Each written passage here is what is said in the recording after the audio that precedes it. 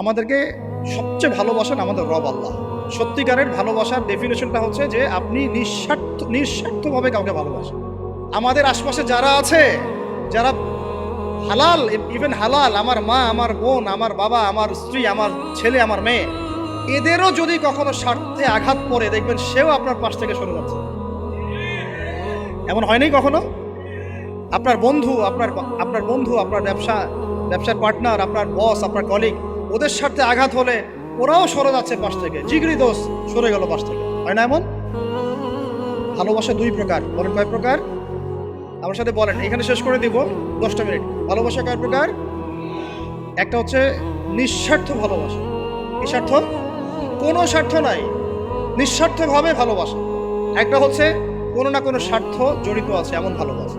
আপনার স্ত্রীর চাহিদাও যদি আপনি পূরণ করতে ব্যর্থ হন, দেখবেন স্ত্রীর সাথে আপনার গন্ডগোল লেগে যাচ্ছে।